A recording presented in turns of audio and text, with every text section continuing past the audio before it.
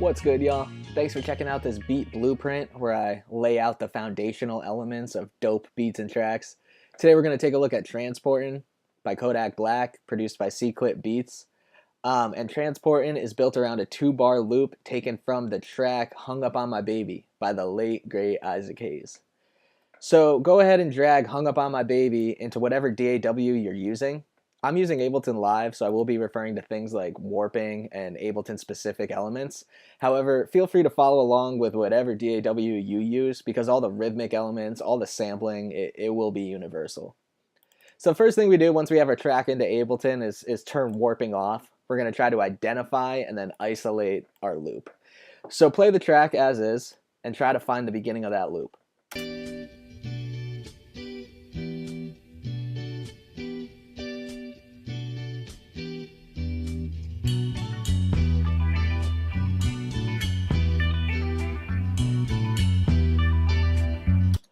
Alright, so it's sounding like it's right in here somewhere, what we need. We got those 2 bars, you'll recognize it from Transport in the track.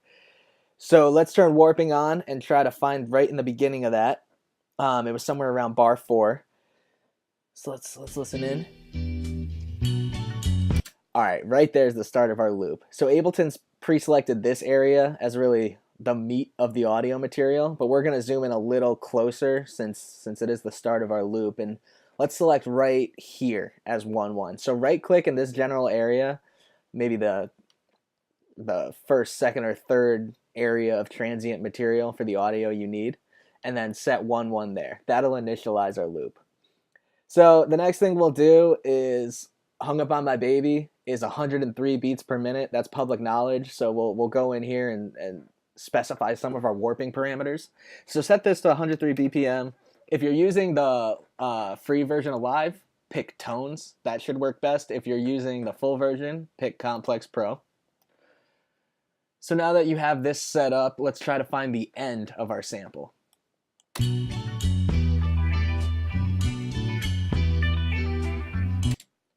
Alright, so right here looks like where we get into stuff we don't want. So let's make a cut right at bar 3. So if you're on Mac, hit Command D and then cut the rest of that out. So now we have this. The whole key to sampling is to try to count accurately and make sure your beats are falling in the right place. So we're in 4/4 time here, which means there's 4 beats per measure. So let's try to count those beats and make sure the first beat of measure 2 lines right up with this second bar. So let's take a listen. 1, 2, 3, 4. 1, 2, 3, 4, 1. So we're a little off. One of the things we could do is create a warp marker right here and drag this onto bar 2, or we can try to work further from the end. Since we only have 2 bars, I don't see a huge problem in creating a warp marker here, but when you're trying to warp an entire track, it helps to place your warp marker at the end and then try to line more beats up with each warp. But that's neither here nor there. So let's listen to this, let's loop this, see what we have, and see if we need to clean it up at all.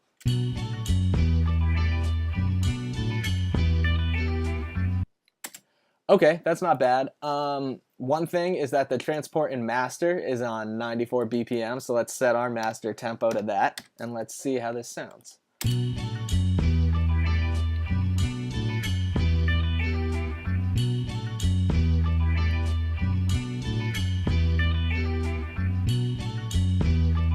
4, 1, 2, 3, 4. So yeah, so that's not too bad. One of the things I do think that the master has is it's tuned down a semitone. It hits my ear a little lower than Hung Up on My Baby.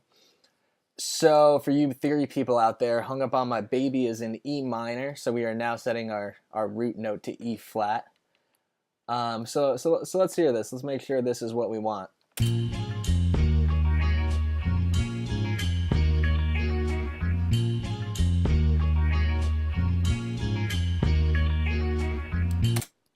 Alright, cool. So that's our basic 2-bar loop. I've actually recreated the entire track, so I'll pull that up in a sec. There's some harpsichord material to add some harmonic stuff. There is some percussive elements, because it's hip-hop and you need that. So I'll break that down next for you, and I'll also go over the arrangement and some EQing and compressing and some audio effects. All right, so here's the completed track. The first thing you'll notice I did is I took our 2-bar loop and duplicated it out to an 8-bar loop and then consolidated it. So for those of you who don't know how to do it, once you've selected your 8 bars, go ahead and right click it and then hit consolidate, or with everything selected, just hit Command J. And since the sample, it plays throughout the entirety of the track, it was just easier to duplicate in 8-bar increments as opposed to trying to duplicate 2 bars over and over for 2.5 minutes. So that's why I did that. It's a basic arrangement. There's just 8 bars of intro, an 8-bar chorus, a 12-bar verse, and then back to chorus, verse, chorus, end. So I'll play this for you through the first chorus. It's fairly repetitive, so no need to go beyond that. And then I'll go into each individual track in a bit more detail. So give this a listen.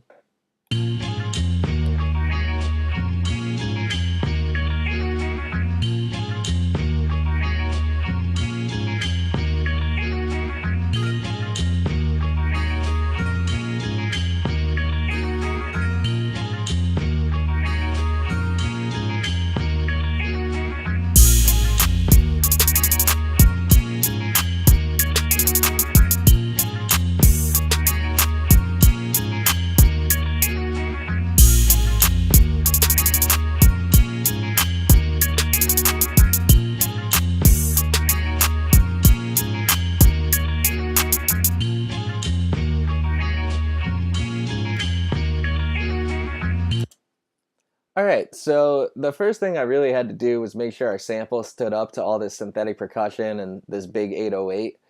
So to do that, I really tried to optimize it with an EQ and some compression. So for the EQ, I really tried to subdue the bass line a little bit and then take out the mid to high end. So you'll see I did that here.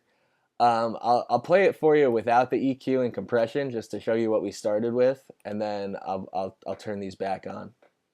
So this is it dry without any audio effect.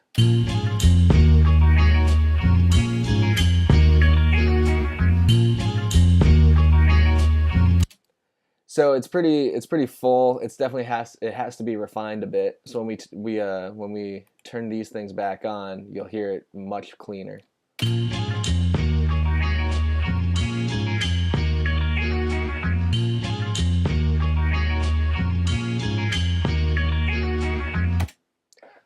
All right, so that'll stand up to the rest of the mix. The next thing I had to do was find this harpsichord sound. If you listen to Transportin with Kodak Black, you'll hear this kind of harpsichord harmony happening in the intro, and then in the background of the mix during each chorus, it comes back. So to do this, I downloaded a harpsichord sample from the internet. I didn't have anything native to Ableton that could work, but I did have a sampler. So if you find a harpsichord sample, drag and drop that sample into any sampler. I'm using the Ableton sampler, but any digital sampling instrument will work for this. And then keeping in mind earlier, we detuned Hung Up on My Baby from E minor to E flat minor. I then just played with the pitches till I found some stuff that worked right.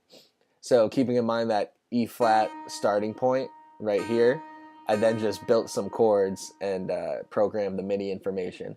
If you want me to get into detail with kind of the ear training and major and minor qualities and stuff like keys and music theory stuff, I'd be more than happy to do that. Just leave a comment and I'll get into detail with a different video. But for now, we'll move on to the percussion stuff. So the first thing I noticed with the Transportin percussion was a pretty consistent kick pattern. To accomplish this, you'll put eighth notes on beat 1, 2.5, and 4.5 of each bar where the kick is necessary. And the kick comes through in the chorus and in the verse. The only time it's left out is in the intro and during this kind of 8-bar transition into the verse. Or I'm sorry, 4-bar transition into the verse. So I'll play this kick for you just so you can get an idea of what it should sound like.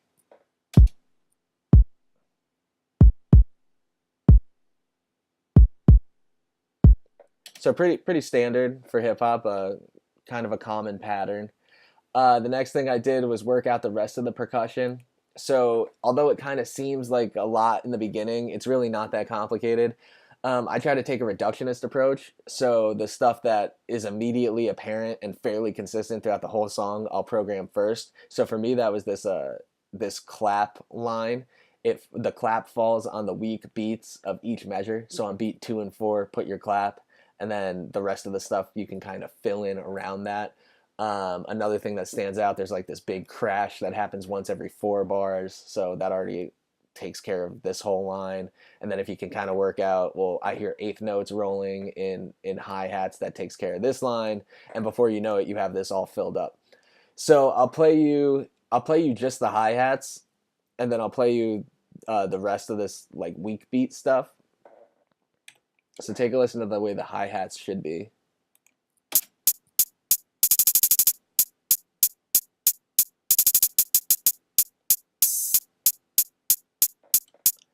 So yeah, so just a lot of eighth notes. These are eighth note hi-hats, like 30-second notes, eighth notes, 30-second, 16, eighth. Pretty all very standard stuff for 4/4 time in terms of percussion rolls. So we'll get back the rest of the percussion, and here's how the minus the kicks. Here's how the whole percussion line should sound.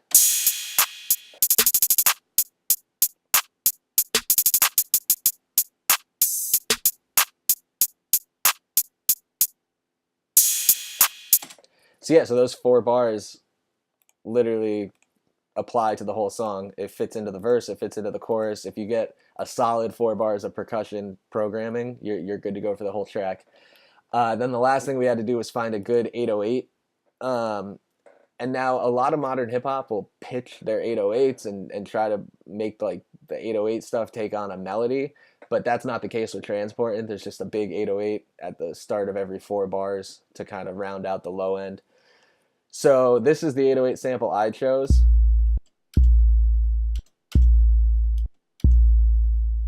I thought that fit nice with the kick I was using. So that's a big thing to keep in mind when you're picking kicks and 808s. They got to layer right. So with both of these selected, I'll show you how the kick and the 808 work together.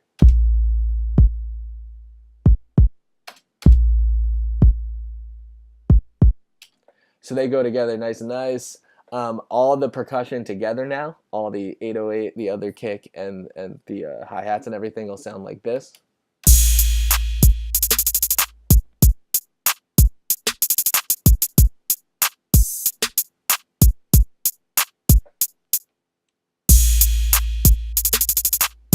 So you got a real full percussion spot now. You got a nice low end, you got a good kick, you got all your hi-hats taken care of. So now it's really just about mixing and making sure everything sounds right together. The other thing I did do, if you listen to Transportin at the end, there's kind of this like filter echo delay thing that happens. So the way I accomplished this was by making an audio effect rack up on my sample track. So what I did is I mapped my frequency, my dry wet for my simple delays, and my dry wet for my reverb to a macro, and then I swept the macro up right at the end to get the desired filtering and echo. So you'll recognize this from from Kodak Black's version, but it's just, this is how you end the track if you're trying to be as accurate as possible. It helped to hear everything. My fault. All right, so this is how you end the track.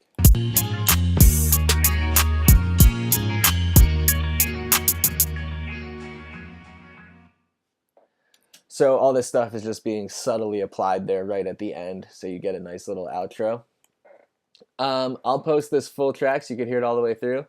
And I appreciate you all checking this out. Thanks for sticking with me through this beat blueprint. I'll play it once for you at the end here, and then next up we got Bank Account 21.